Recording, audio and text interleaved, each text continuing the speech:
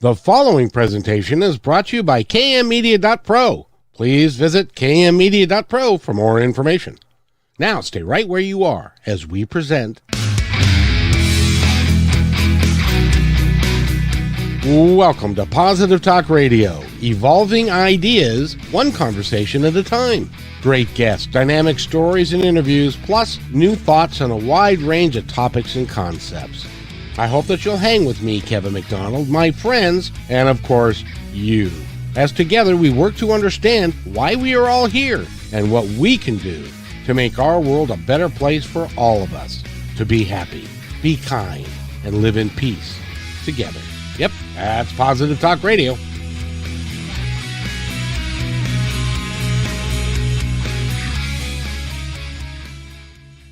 And welcome everybody to Positive Talk Radio. My name is Kevin McDonald, and I have to tell you, the person that we're going to be talking to today is very, very special.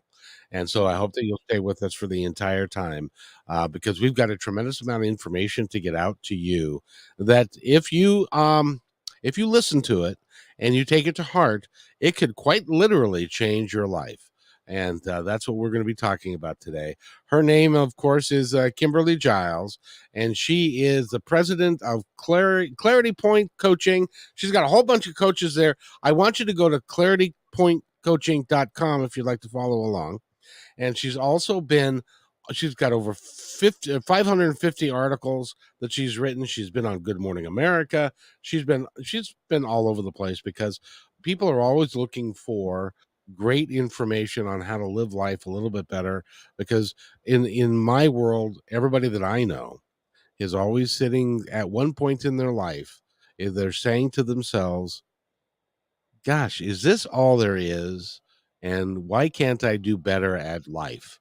Why is this continuing to happen to me over and over and over again? Whether it be marriage, relationships, work, all that stuff, how we feel about ourselves, all that kind of thing. So, and Kimberly is here to help us with that.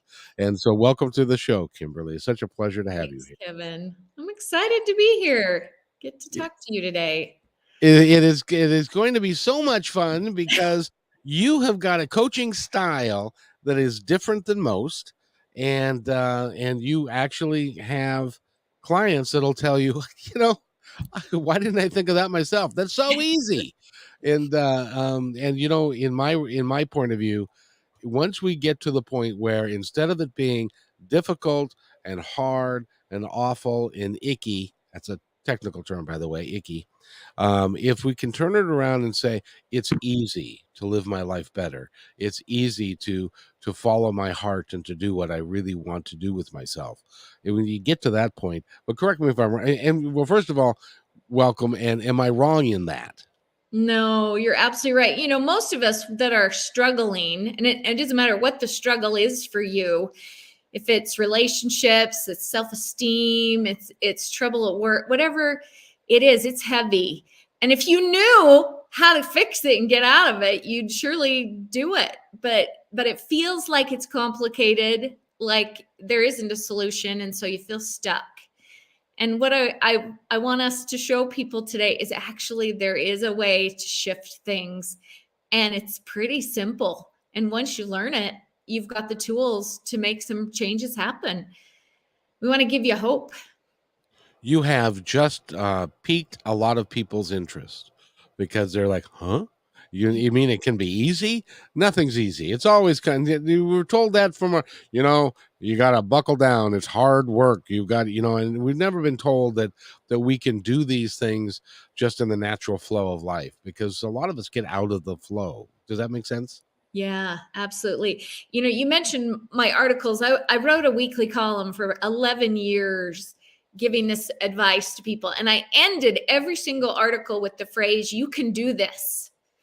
And I used to get letters all the time for people that are like, you don't know how hard I have it. Kim Giles, you must have it easy. You must not have the kind of issues.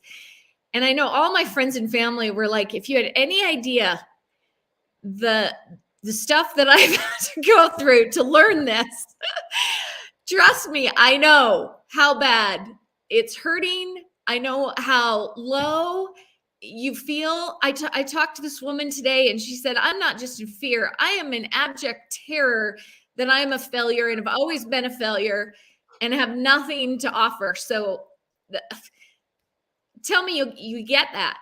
You guys, I get how dark it can be, but I'm telling you, the problem is a perception.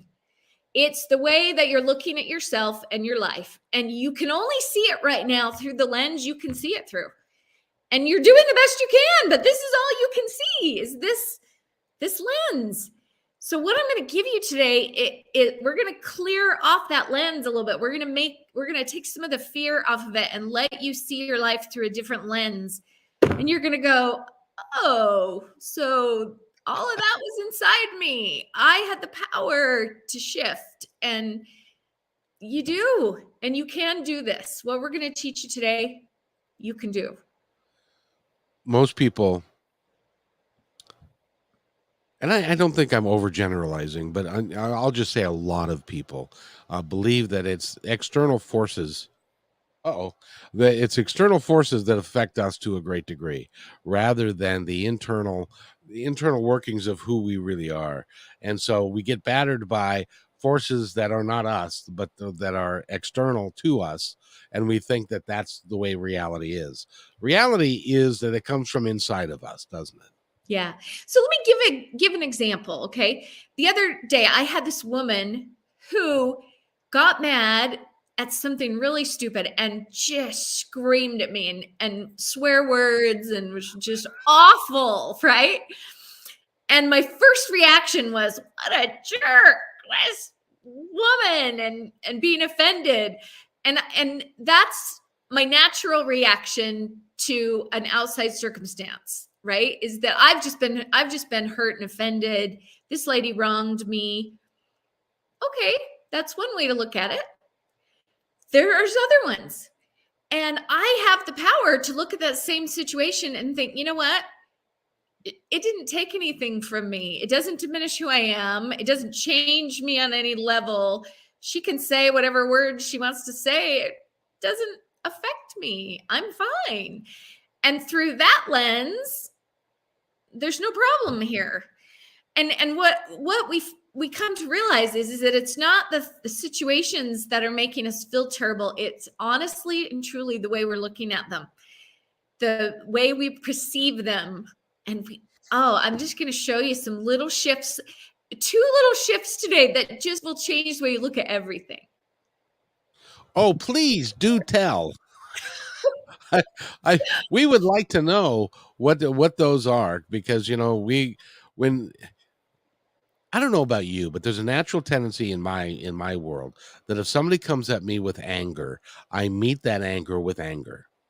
If when I was a bus driver, if a customer was being unruly or being angry or whatever, I would meet that with an equal force of anger, rather than letting it go, because it ended up hurting me. It didn't bother them at all because they were already angry and doing what they wanted to do. So I'm really interested to hear your steps of how to do this. Okay, so we got to understand a couple basics first.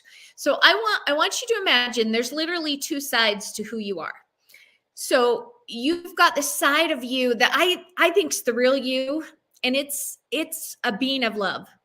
It really is. And when you have an experience where you get to show up in love with another person, comfort a child or be with the people in your family, and you get to experience your love, is when you feel the best about who you are, because it's really who you are. But you also have an ego. And this ego side, it's trying its best, but it believes its job is to protect you. So if somebody comes at you with anger, your ego goes, oh yeah, I'm going to protect you. We're going to give it right back, and I'm going to keep you safe. But in order to have a job to protect you, it also has to see everything in your life as a threat. So it does. Ego is looking for danger and threat all the time. And if that's what you're looking for, you're going to find it. You will see everything as a threat. And Kevin, I knew I clicked with you right off when I heard you comment that everything either comes from love or fear. You already believed that. I know that. Yes. Yeah. It's part of what's going to make this so simple is that you've got these two sides, love and fear, inside you. You have a voice of love and peace and truth, and you have a voice of fear. And you're hearing from both of them all the time. Also, that means you have just two states you can function in. Every minute of the day, you're either in a place where you feel safe and good enough, and in that place where you're safe, you actually have access to your love and you can care about other people and show up for them because you have something to give. If you're in a fear state, you're not safe, you're not good enough. Your whole focus is going to be on trying to find a sense of safety for yourself. And if you really start looking at all human behavior, 99% of it is coming from a search for safety. We work hard at our job because we need money to feel safe. We need accomplishments and validation to feel safe. Almost everything we do is about trying to find a sense of safety. And functioning in that fear state all the time, everything's pretty much about you.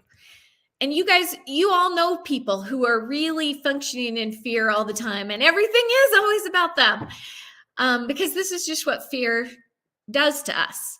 So, Kevin, I spent years looking at what is it we're afraid of, and I finally realized, and I actually believe it was kind of downloaded to me, that there's just two fears. There's just two things that you're afraid of. And every single person on the entire planet is afraid of these same two things. And when you get these, it just makes it so easy for you to see what's going on. So I'll tell you what they are. Please. The first one we call the fear of failure. And this comes from this belief that you have, and I know right now you have it, this belief that you might not be good enough on some level, maybe on a whole bunch of levels. And I think this belief started when you were just a little kid, because every 5 seconds someone said, no, don't do that. Don't be like that. Can't you be like this? And the message that they were telling you is that you're not right. You need to be different than how you are to be good enough. So consider that that was a belief that you took on as a little kid. I need to be different than this to be good enough. And as you grow, no matter how hard you work or try to improve yourself and do better, you still carry this belief that it's not enough. It stays with you. And I wish I could tell my kids as an adult, you kind of grow out of it. You don't. All of us still are afraid we're not good enough all the time. It doesn't matter how successful someone is. I guarantee deep inside, they're still afraid of this. Can you see it in everybody? Oh, I can certainly see it in myself, and because I try and be as self-reflective as possible. But the reason is, and I've thought about this a lot over my life, because I had, my mother had and my voice unfortunately sounds just like my mom's, my negative voice, and because what she would do, she didn't want me to get a big head. She didn't want me to get my ego to get overblown if I did something well. So she always would point out what I could do better rather than congratulate me for what I did well. That Yeah. translate that into from a little kid's point of view, it's like I never can do anything good enough. And so if you can't do anything good enough, you're always struggling to try and please and to be a people pleaser and to try and make people happy and stuff like that, because you're trying to you're just don't feel good enough. And that was her way of growing up. And I've got countless stories of when I did something really, really well, and it was, well, I don't want him to get a big head, so I'm going to point out what he could have done better. Which I suppose in its pure sense was she was trying to do the right thing. But as it turned out, it was exactly polar opposite of what I needed to feel good about myself so that I could be confident in who I am. Does that make sense to you? Absolutely. And you listeners who are out there, I bet all of you can think of a story of some moment when you were a child, when you got in trouble for something. I remember I spilled my orange juice and I got yelled at. And I remember trying to explain it was an You too? yeah, right? And it didn't matter that it was an accident. They still were so mad at me. And I remember thinking, I've got to literally be perfect or they won't love me. And what a terrible belief to take on as a little kid, that I have to be perfect. But what I want you guys to realize is this lens that you're currently seeing your life through, it's made of these beliefs. And most of the beliefs were things you adopted before you were even 7 years old. So they're not necessarily accurate at all. They're just these ideas or conclusions you drew as a small child, and now they impact still the way you see yourself in the world. It's insidious or insidious as to how that can take you down because I have the same story you. In my case, it was a glass of milk. I was not until I was like 15, I was not allowed to have a full glass of milk. So that when I spilled it, we wouldn't spill it as much. You know what I mean? So it was So Kevin, when I get to come out and speak to a group, one of the things I like to give everybody a big card, and I have them write on it all the things about themselves that they're afraid isn't good enough. And they write a really long list. Everybody, and I want just our listeners to imagine, if I asked you to do that today, what would be on your list? I'll bet you could come up with a lot of things. What's coming to your mind right now? Just imagine you're making a list of those things. And then I have everybody hold up their list in front of them, and I turn on some music, and I just have everybody walk around the room and read each other's lists. that's like being in your underwear in front of a group of people. Right. And I said, no talking. We're just going to quietly walk around and read each other's lists. And then we talk about what did you learn from this? And they're like, wow, everybody is so scared. And how sad is it?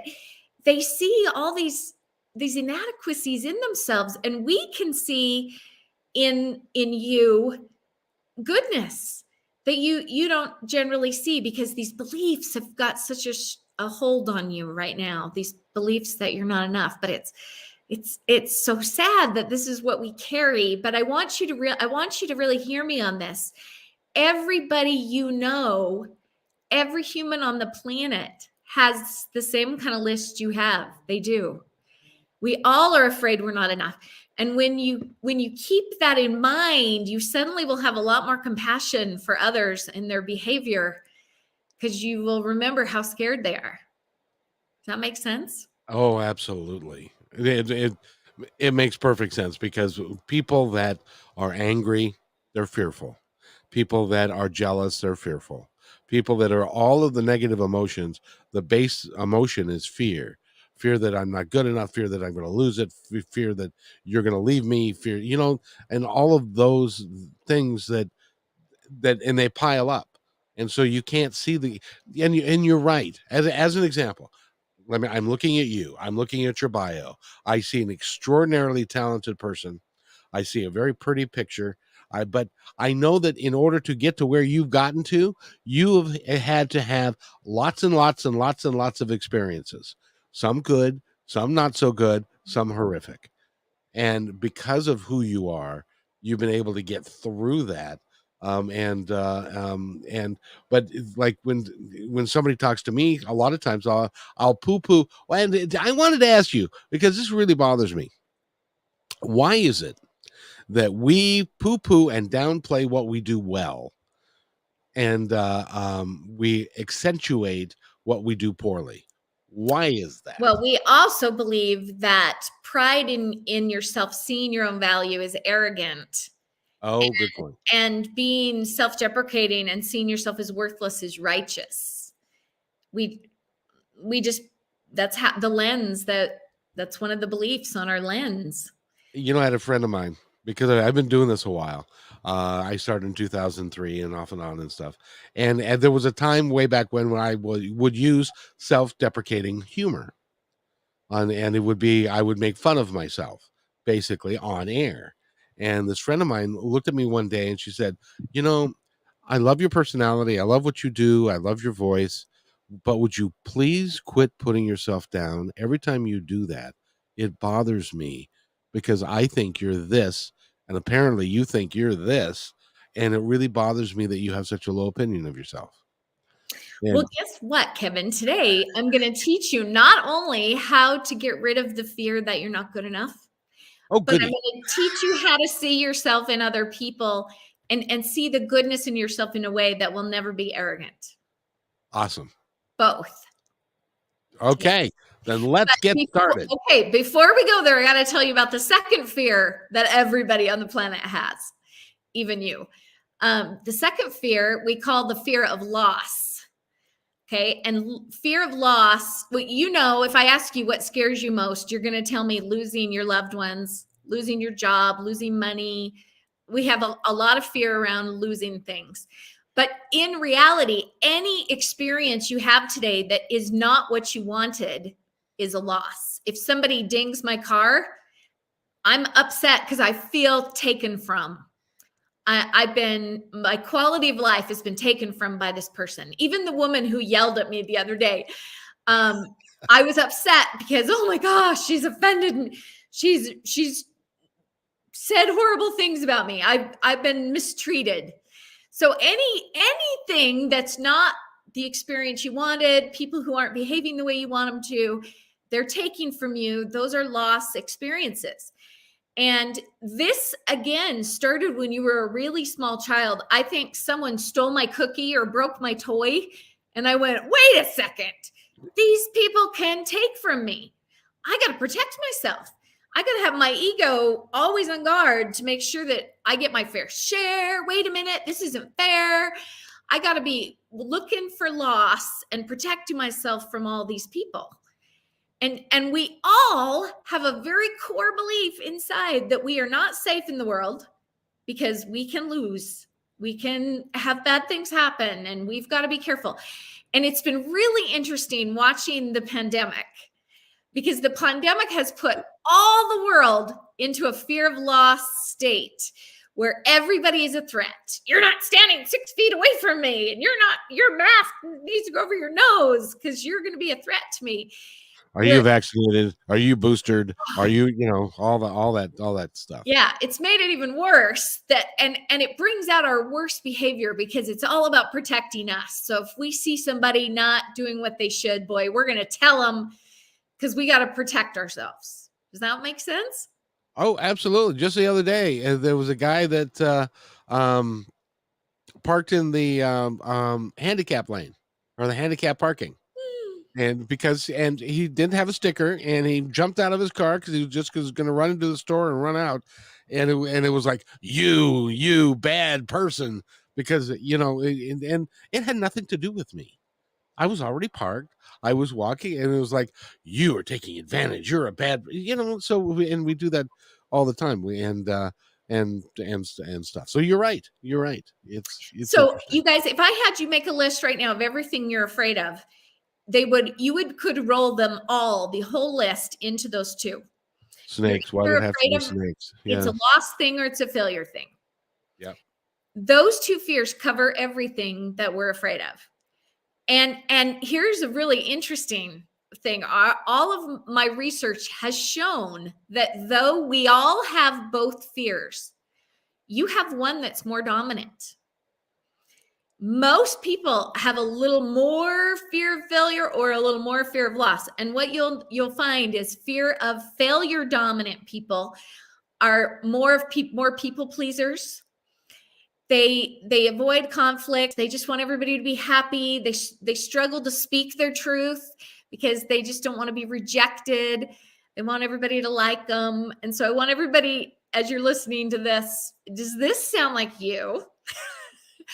Or are you fear of loss dominant and you are concerned about your safety And people who are concerned about their safety, they're a little more controlling because they need things to be right. They need the house to be the way they need it to be. They need people to behave the way they should in order for them to feel safe.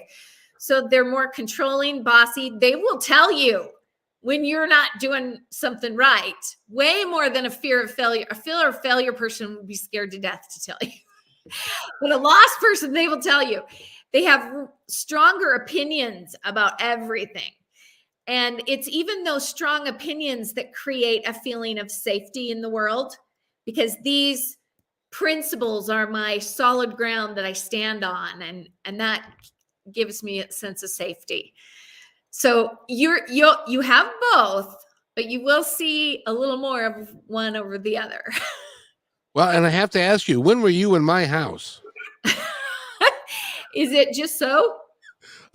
Yeah, I was married to somebody that was, I have always had the fear of failure because that's been driving me in my management career and stuff to excel, because I was afraid of failing. And my partner that's no longer with me had the other one.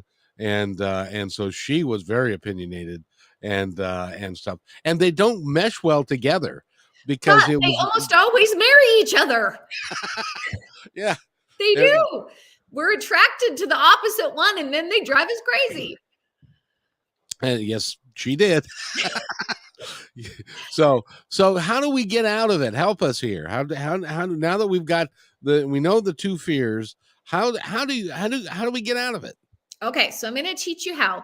But I want you to really understand that I'm not good enough and I'm not safe are beliefs. They're not facts. That's Right? true. They're That's true. beliefs. That's all they are. And beliefs can be changed. We could get some more information. A matter of fact, years ago, I had this harrowing boat ride. It was at night, and we had to take a boat from one island to another island, and the storm came up, and I've never been more terrified. Talk about fear. Terrified. I was sure we're gonna end up drowning and being eaten by sharks in the dark, which is not how I wanted to go. And the waves were so crazy. Every time the boat, it literally went off a wave and it would tip, and it was terrifying. And finally, one of the guys driving the boat came back to check on us, and I leapt out of my seat, grabbed the front of his shirt, and begged him to turn the boat around and let's just go back. We can't risk our lives. And I'm like hysterically afraid. And he says, "Lady, please just go back to your seat. We drive through this kind of water all the time. It's fine. Trust me, it's totally normal. We got this. We are gonna die." And lady, just go back to your seat. I promise we drive through this all the time. And I go back and I tell the other people, apparently this is normal. Who knew? This is normal. And we kind of had to sit with the information a little bit, but we decided we could trust this guy. He has a lot more experience than we do. And so, a little while later, he came back to check on us, and we were like, woo! Every time we hit the waves, we were laughing. And I thought about that later. What changed? Because I was miserable and terrified, and then I was having the time of my life in the same storm, same boat, same waves. What changed was an underlying belief. I got some information that made me see it differently, and my belief changed, and all of a sudden I'm having a completely different experience. That's what we're going to do for you today. I'm going to help you shift a belief. So let's start with the fear of failure. Oh, good. That's a good one for me. Yeah, it's mine too. I'm fear of failure dominant, total doormat. I just want everybody to like me and be happy. Okay, but this is the thing. We're talking about this belief, I might not be good enough. And we think that belief is the problem, but there is another one that I call a foundational belief that's underneath even that one. And it's creating your belief that you're not enough. You want to know what the real problem is? Please. You have a belief that human value can change. Ew. You believe if I could just lose weight, make more money, do a little better, be a little at something that my value would go up, and then I could feel better about myself. But if you believe that your value as a human being can go up, you also believe it can go down. And anytime you make a mistake, gain weight, lose money, put your foot in your mouth, you feel less and less than other people.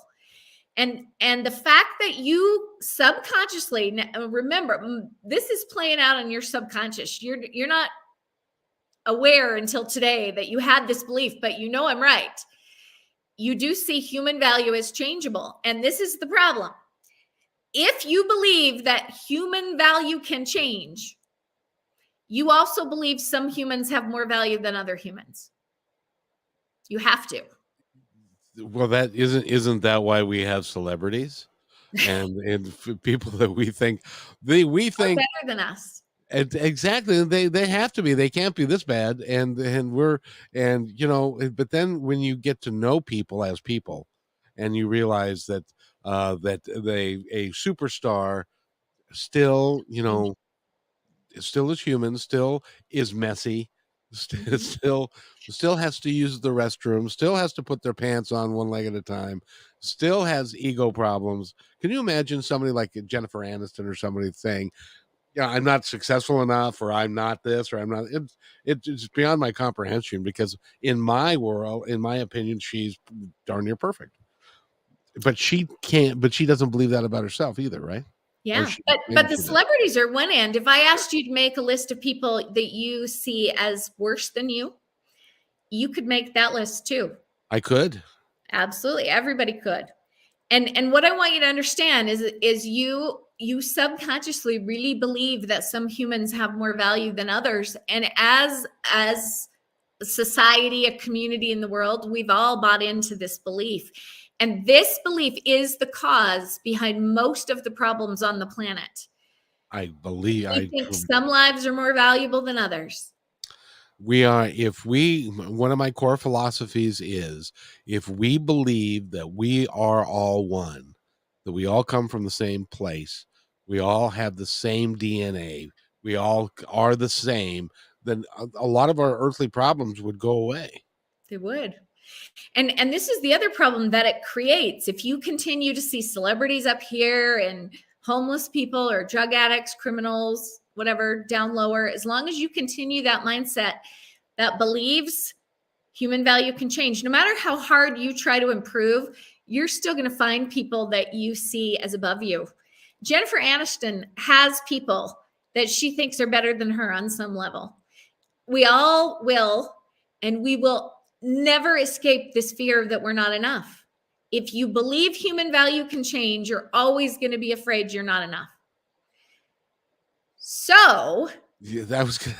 I was going to say, good. Well, don't leave me hanging. What do we do now? What do we do about that? We've got to change our core belief across the board about all human beings' value. And here's an option. What if you decided to believe that every human soul has the same worth and value? And that value is not in question.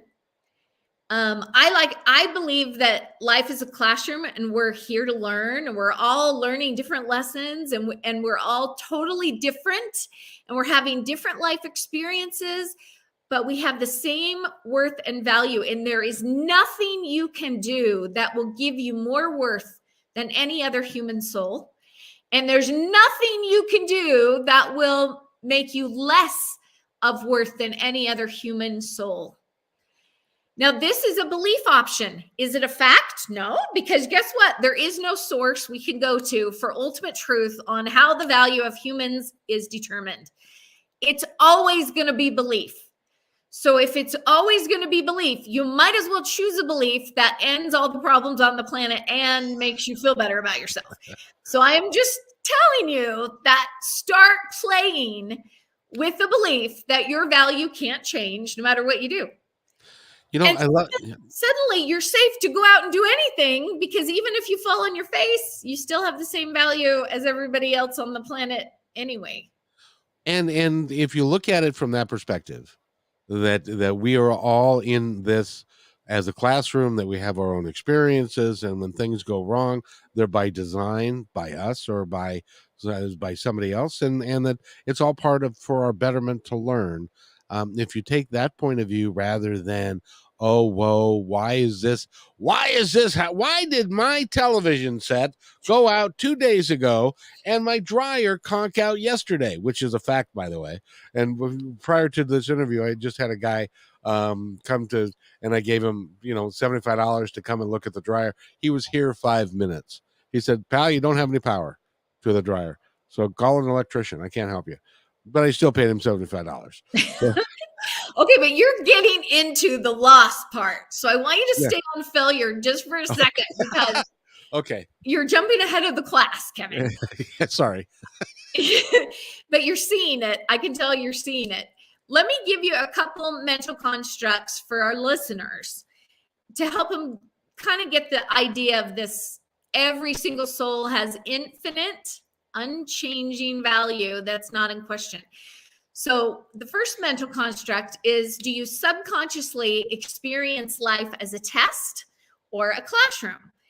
Now, most of us have grown up being taught that the way a test works is if you make mistakes, your value is docked.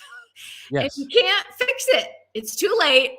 You didn't do well in the test, so you have less value. And that's how it is. And at the subconscious level, we feel that way about life. I was talking to a lady yesterday that could tell me 50 huge mistakes she's made in her life that make her a failure, and there's no way to redeem herself. It's too late. This is kind of what subconsciously, though, you hold, and I'm not meaning you, Kevin, I mean you listeners, you hold past mistakes against yourself still. We all do. Yeah. That is true for me. I have made mistakes 20 years ago, 30 years ago, that still, when I think about them, go, oh man, what an idiot. And usually if you start calling yourself an idiot, then it doesn't matter what anybody else calls you. You've already done the work. Yeah, absolutely. So yeah, as we make this new belief that human value can't change, what if you decide that life is the experience of a classroom? And think about back in school when it's not a test, it's just learning time in class. And the teacher might give you some problems to solve, but if you get them wrong, you can just erase them and try again, because this isn't a test. This is about learning. And this is how, from now on, I'm going to experience life. I can make mistakes, learn interesting lesson I got from that one, but it didn't change my value at all. And you guys, there is nothing more important that you could be teaching your children. If you're hearing this today, and I don't care how old they are, start today showing them that nothing they do can change their value. So if my kids bring home an A on a test, I say, wow, interesting experience. What did you learn from this? And remember, this A doesn't change your value. It doesn't make you better than anyone else. But it's a really cool experience. If they bring home an F, guess what I say? Interesting experience. What did you learn from this? And remember, it doesn't change your value because nothing can. What I'm teaching them is that life is a classroom and we can make mistakes and we get to decide who we want to be next time. What kind of life we want to live, but our value being better or worse is not on the table. When they win the soccer game, they come off all cocky, and I'm reminding them, yeah, that didn't change your value. You still have the same value as the kids on the other team, and same if you lose. I have to laugh because what this brings into it is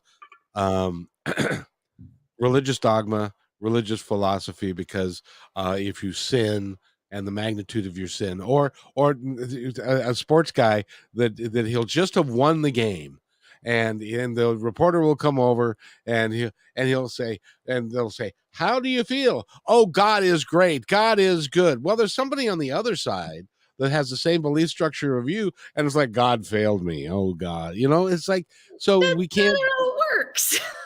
That's not at all how it works. No. But I want you to really grasp, you guys, it is only your thinking that can make you feel inferior or less than any other human being. No experience does that for you. It's the way you choose to see human value. So you really have the power. And it's just going to take some time and repetition. And that's why all my books and podcasts, everything I do is to help you get this internalized in your head, this new belief that we all have the same value. Now, Kevin, when we started the show, you and I, or right before we started the show, we were talking about Ukraine and Putin a little bit. And I Yeah. told you, every time I teach these principles, someone would come up to me and say, "What about Hitler? You can't tell me Hitler has the same value as the rest of us." And now I get Putin.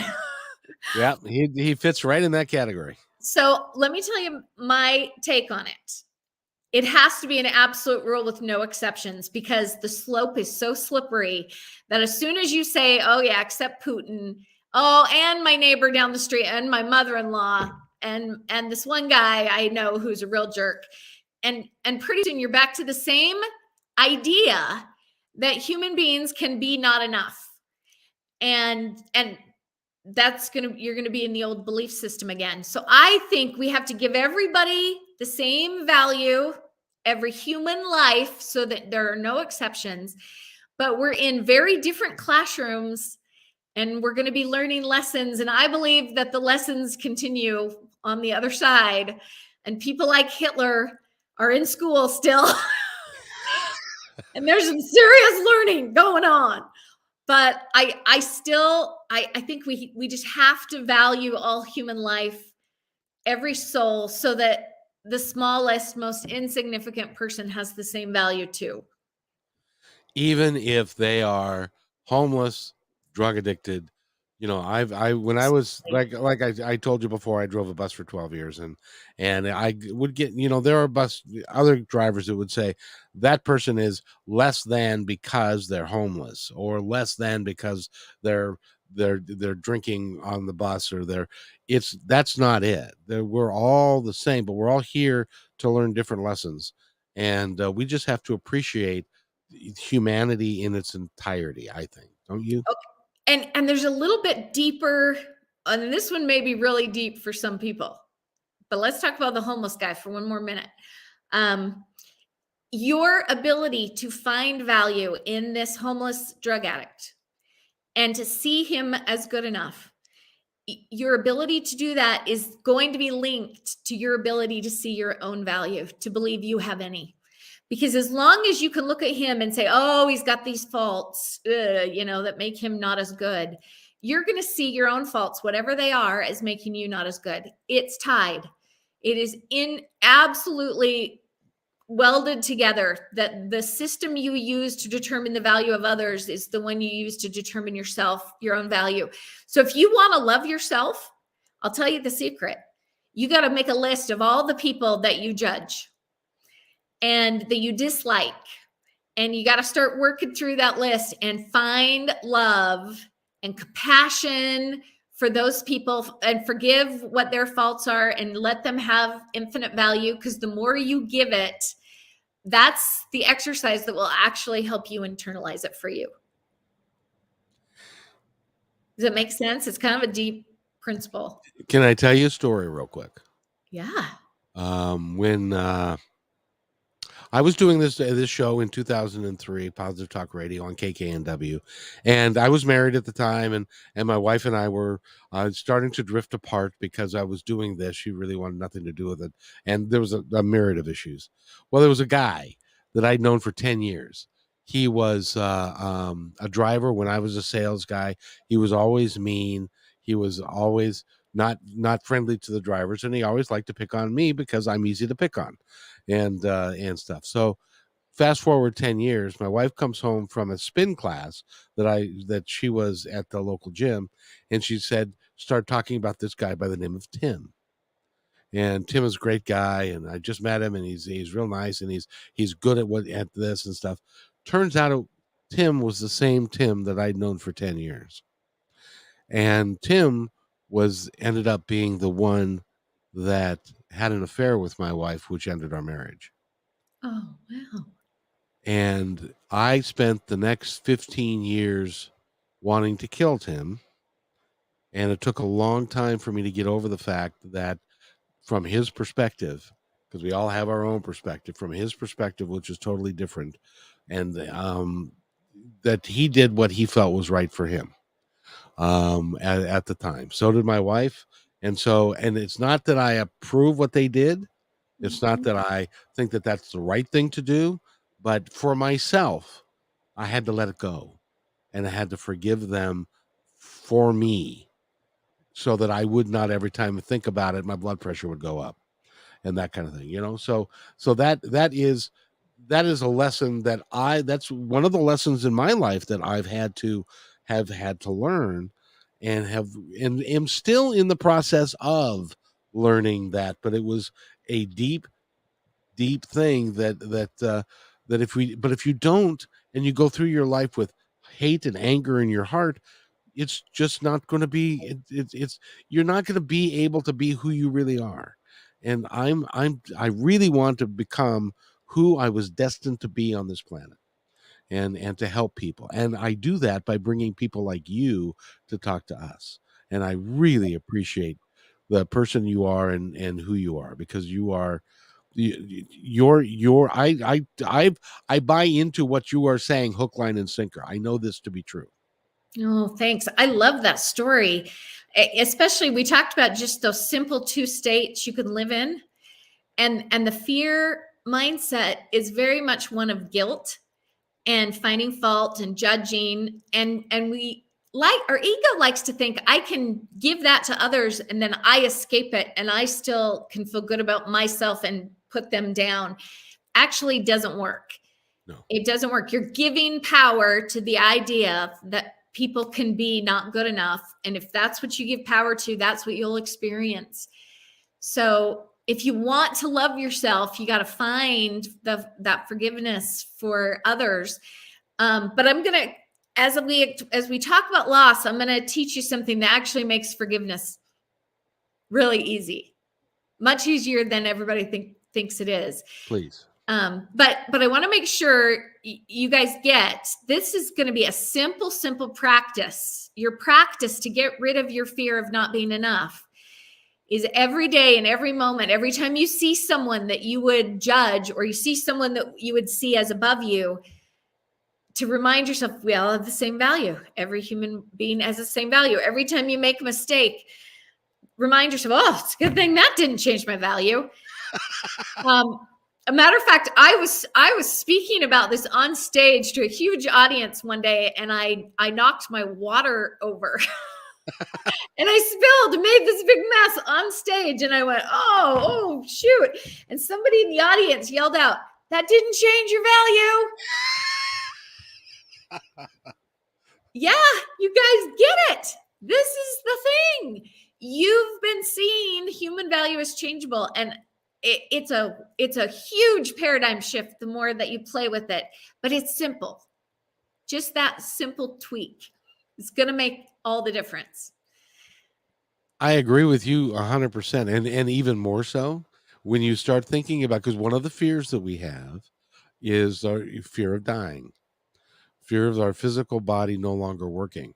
If we believe that our soul is equal to everyone else's and a value, and that it continues, then that particular fear can go away as well, because we don't need, and then we can recognize people as the souls that they are, not the human fallacies and the human problems that they present, because none all of us have got that. That's part of being the human condition. But we're here in a classroom. I agree with you. Gary Zukov says the same thing. Neil Donald Walsh says the same thing. Yeah. All the great minds say the same thing about we are all one. There's nothing that you have to do, and that you are good enough. And I believe that wholeheartedly. And I'm glad that you're talking about this to our audience, because it is the fundamental truth that if we live by, we will live a better life. And imagine if we all taught our children to see human value as the same, what the way the world could be different in the future. It would change everything. Yeah. It would change everything. The there would be no if the human consciousness were that the people of if the people of Russia believed that the people of Ukraine were the same and as good as, there would be no war. We would not tolerate it. We would not allow it. But we do, because we're tribal, and we're not there yet. But through the work that you do, you're going to help us get there. And the more people that you can talk to, the better we all are. And I want to thank you for the work you're doing. Okay, let's talk about how to get rid of fear of loss. Yes, let's do that. Okay. So again, fear of loss comes from your belief that you're not safe. You have to protect yourself from loss. You're not safe. So again, that's a belief, but guess what? There's another foundational one underneath it. That's the problem. So the real problem is that at the subconscious level, you see life as random chaos. And what I mean is that all of these billions of people are running around and they're free to make choices, and their choices can take from you. And so you never know the next guy that's going to cut you off in traffic, that's going to steal your money, that it is chaos gone wild out there. And so we're not safe. Now, the interesting thing is I get every single person I talk to, if I ask them, do you sometimes see like synchronicities in your life where you're in the right place at the right time, or something happens and you're like, oh, that feels like it was meant to happen? Like, we all experience this kind of synchronicity that makes us think, wait a second, maybe there's order. Maybe there's some order in the universe. Do things happen for a reason? Or is it all just random chaos? And most people think some things happen for a reason, but some things seem like random chaos. I agree with you, but there is, well, because of free will, is there a randomness to it, or is there order in the universe? That's the interesting question. Now, one of my idols is Viktor Frankl. Surely you know that name from his famous book, Man's Search for Meaning. And if anybody listening to this has not read that book, Man's Search for Meaning, the Library of Congress named it one of the 10 most influential books ever written. It's been in every language. And Viktor Frankl was a very famous psychotherapist who ended up a prisoner in Auschwitz during World War II. And so the way he processed that experience and what he learned from it is what he shares with the world in that book. And it's very profound. He teaches us that we have the power to choose our attitudes and our beliefs, right? And that was huge. But another thing that happened in that concentration camp that I find a lot of people haven't heard, he asked himself this question: was it just random bad luck that I got caught when I did and sent here and there, that I've ended up in this barracks with these people having this experience? Is that random? Or is there meaning in it? Is there a reason that I'm in this position with these people having this experience? And he was so brilliant, and he pondered and pondered this question. And do you know what he finally decided? There's no way to know. It's, again, an unknowable thing. There is no source we can go to for ultimate knowledge on whether things happen for a reason or they're random. You're right. Now, there you can have a belief that things are orderly, but you can't prove it. Not until we get over to the other side and ask that question. Right? So as far as here, it's going to be a belief no matter what you decide. And so he said, oh, so I have the power to choose a belief. Well, let's try them on. So he tried on seeing it as just random bad luck. And he actually found himself getting more and more depressed. He actually became suicidal at one point and thought, if it has no meaning, I might as well walk into the electric fence and get it over with. So that wasn't really serving him. So he tried the other way, assuming that there was a reason and a meaning and a purpose for him being where he is, having this experience. There's purpose. And he found what it did inside of him is it made him want to rise in it and do something with it. And that's why he went on to write this book and use his experience to influence billions of people, because he just chose this belief that there's meaning and purpose in what happens to us. So he encourages all of us to find meaning. And I have found that one of the most universal ways to find meaning is to see your life as a classroom. It's been interesting as I've had the chance to coach and work with people from every country, culture, religion on the planet. I've asked them all what they feel like the point of the journey is. And the one thing they all agree on across the board is that we're here to learn. We're here to grow. Whether you believe in reincarnation, it's a process of growth and karma. If you believe in heaven on the other side, you're still here to grow and learn. That's the thing that we seem to all have hardwired in us as truth, that our purpose for being here is to help others, love, and learn. Would you agree? Oh, absolutely. It's a universal concept. Now, some folks, you have to get, they have to think about it for a while before they'll get to that place. But that really is fundamentally, that really is honestly why we're here. Yeah, even my atheist clients believe in evolution, which is Sure. still us trying to become the best that we can be. So if we decide to choose that belief as truth, that we're here to learn, we have the option of choosing to believe that this universe that's been created as our classroom has the power to work moment by moment with all the choices that people make to create the perfect classroom journey for each soul. I really choose to believe, and it's just a belief option, but I choose to believe every single thing that happens to me is the universe providing a perfect classroom for me. And in that perfectness of, it's not always going to be fun. A lot of the experiences I've had were not fun, but they grew me. And I choose to see them as the perfect classroom for me. And when I choose this belief that everything that happens to me is the perfect classroom for me, there is no loss. It's only blessing. So I had a spouse similar to you who cheated and just blew up my life. Definitely the most painful thing I've ever experienced. And I am so grateful today that happened. Because I would not be here and be who I am if I had not had that experience. So we've got this ability to trust the universe, but what it does is it can make you feel safe all the time. Because I believe even in this moment and in the future, whatever happens to me, it will be my perfect classroom. The universe is on my side. I like to think the universe is a wise teacher, and it's constantly conspiring to bring me just what I need to grow me. And You know how I look at it?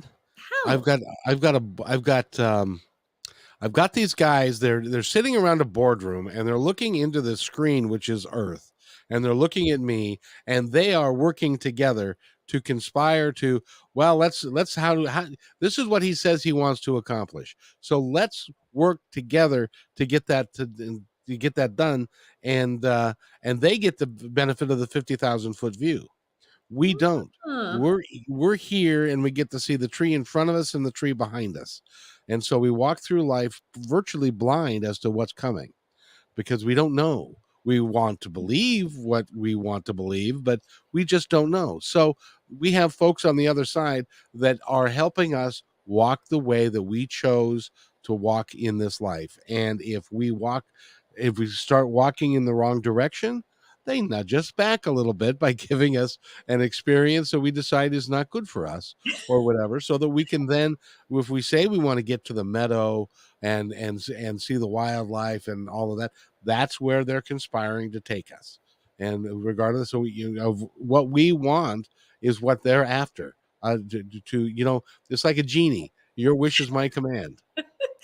I love it, Kevin. I want our listeners just think about this one question. You have to choose a belief about whether the universe is on your side or against you or doesn't care about you. Is Right. the universe on your side or not? And you know what? There's no proof of either one. So whatever Correct. you choose, it's going to be a belief. But I will promise you, if you will play with this idea that the universe actually is on your side, and every single thing, even the smallest things that happen to you, can be a perfect classroom experience for you, you are safe all the time. Now, if we put these two ideas together, I want you to think of a situation that brings up some fear, that makes you afraid of failure and loss. One that comes to mind is if you had a big job interview and you really need this job. This would be your dream job. Right before you go into that interview, you're going to have fear of failure and loss show up. You're going to be afraid you're not going to be good enough. You're going to lose the opportunity. And if you go in there in a fear state, you're not going to interview very well because Nope. people feel your fear, and that makes a difference. So right before you go in, just imagine that you remind yourself, number one, my value can't change. So no matter how this goes, either way, on the other side, I have the same value as every other person on the planet because I can't have anything else. And the universe is going to bring me the perfect experience for me. So if having this job is my perfect classroom, I'll get it. And if it's not, then there's something else that's better for me, and that's perfect. So really, I don't have anything on the line. I am not afraid. I am completely safe to go in here and just be me if nothing's on the line. Literally, you guys, these two things, trusting in your value and your journey. Value can't change. Journey is always safe. They're so simple. And we actually call it the clarity formula. We've got this little formula, and I'm going to do a shameless book plug here. Please do. Please Because do. I have this book, Choosing Clarity. It even says on the front, life is a classroom, not a test. It's on Amazon, Choosing Clarity by Kimberly Giles. But this is the thing. The whole book is to help you internalize the principle, change these core beliefs for yourself so that you can go through life without fear. And what it's going to give you is the real you that you haven't been able to experience and be, the stress that will be off you, the fear that will be off you. With all of that off, you can just walk into your life and be real and You it safe to do that. it makes a huge difference. I'll give you just a real quick example. This show is self-funded because I believe in it, and I do a show on KKNW, and it's all positive talk, and this is how it is. If I was scared of losing money or of all of that, I couldn't do it the way that the way that I'm doing it. And so what I've done is I actually have a conversation with my team in the boardroom on the other side. Then the conversation basically goes like this. Okay, guys, I'm going to do the best I can. The rest is up to you. Whatever the outcome is going to be, the rest is up to you. And I'll do whatever I can, but just and then the gospel according to Paul McCartney comes in, just let it be. I love the boardroom. I keep thinking I kind of like to think of mine as a bunch of angels Yeah. around it. Because I don't like the feeling of God like manipulating things. I think he created this universe and he put forces in play that handle that. And he's just the source of absolute perfect love for all of us. And As and we're in this messy classroom learning. but you know, what's interesting about that, and that I believe that to be true as well, is that if we believe that, and this is a core, I think for me, this is a core belief. If we believe that God loves us unconditionally, regardless, then we don't have to worry about being good enough. We don't have to worry about my brother was a fundamentalist Christian. He, to the day he died, which was a year and a half ago, he was scared that he wasn't good enough to get into heaven. Hmm. That creates an entirely that's creates a horrible, horrible life for you, especially when you're so fearful of death because you're thinking that you could end up being not good enough and then you're going to go to hell and stuff like that, rather than the belief that God is everywhere. God is energy. God is everywhere. There is no place where God is not. So if God is In everywhere, every person, every one of us.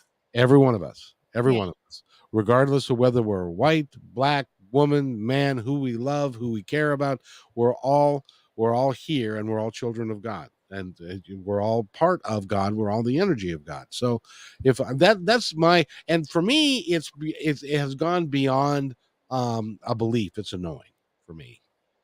I just know that that's the way it is, at least for me. Yeah. Do you know what the word namaste means? I know it means, I looked it up one time. Remind me. Most people are like, yeah, that's the thing they say at the end of a yoga class, right? They all say namaste. But a few years ago, I got to spend a month in India, and it's actually the greeting in India. Every time you meet someone, they'll say namaste. And what it actually means, Kevin, is that the God part inside of me sees the God part inside of you. Perfect. Isn't that, and that's what I mean when we have infinite value that doesn't change all the time, and it's in every one of us. We can't lose it. We can't be anything but the same in value as every other human soul. That's the place that you're going to find relief to whatever it is that's going on. Because if you're struggling today in your relationships, if it's strained, it's because you both get triggered all the time with fear that you're not good enough, you feel insulted, or you're losing out, not being treated right. And learning how to live from this place where you're literally bulletproof, because no one Yes, you can are. diminish your value, and they can only make your journey perfectly what it's supposed to be. um you get peace. Absolutely. By the way, Kimberly Giles has been our guest. But this has gone by. The hour's gone by. I know. I need to be. I need to honor your time because I know you've got something to do coming up here in a minute. And but I just wanted to make sure everybody knows to go to your website is. I'm looking for it. I'll Tell us say what your website is. it's claritypointcoaching.com. Claritypointcoaching.com. And when you go there, there's a couple things I want to encourage you to do. There's a free clarity assessment. And this is the coolest assessment, and it's free. Anybody can go take it. And it's going to, it gets into your subconscious thinking and the way your love and what you value and what you fear influences your programming, your beliefs at that subconscious level. And it shows you on paper, and it is super, super cool. Free to do. So everybody should do that. I have Okay, go so ahead. many free resources, things to read. I also have a website that's coachkimgiles.com that has all of the articles that I've written over the last 20 years in a searchable. So if you're having trouble in your marriage, just search for that, and it's going to come up with how to apply these principles to very specific problems and find answers. You are phenomenal. By the way, can I have you? Will you come back and do the KKNW show with me, Yes, for which sure. I would love to. which is on AM radio in Seattle? You can. That's a different audience necessarily than the podcast, and you would be very, very helpful to a lot of people. For sure, Um, Kevin. I'd love to. we'll get online and we'll set it up because you have been remarkable, and I really appreciate who you are. You are a remarkable lady, and I thank you for the work you're doing. But I have the same value as everybody else. You do, but you know what? You're clearer. You've got clarity. Wait a minute. Maybe you should form a company that is around that word clarity. Clarity. Maybe. That That'd would be be a a good good idea. idea. Run with it. Again, I want to thank you so much for being here. Is there anything you'd like to add before we go? Yeah, just really quick. If anybody's out there and they would like to learn how to help others, I actually train and certify people to facilitate my coaching program with these principles to help people. And it's great for parents, leaders, therapists, social workers, anybody that wants to help other humans to get out of fear and be able to find who they are.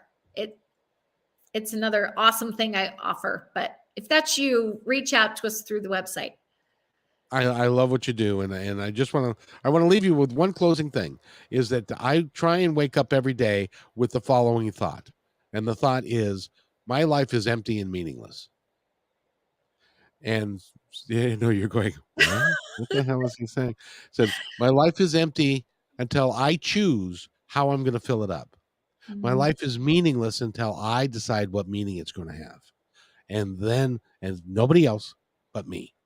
And so that's kind of a bit of my mantra, is that I get to do, and I'm free. I get to do whatever I want to do. That's beautiful. I like that. So I want to thank you so much for being here. And you're the type of person that I want to have back on a regular basis, because you can affect people in a positive way, so profoundly, that you can change everything about their life.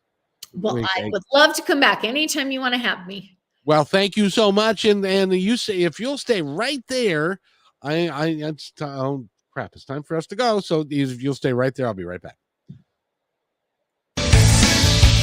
Thanks for enjoying this episode all the way to the end. Please give us a like and subscribe to this channel. This has been a production of kmmedia.pro. Please visit our website, oddly enough, named kmmedia.pro, for more details about us and our mission, which is to provide great positive programming designed to inspire us all. I'm Kevin McDonald, and I'm proud of these shows, and I truly hope that you'll like them and share them with friends and family. So on behalf of our entire team, remember, be kind to each other, because each other's all we've got. We'll see you next time.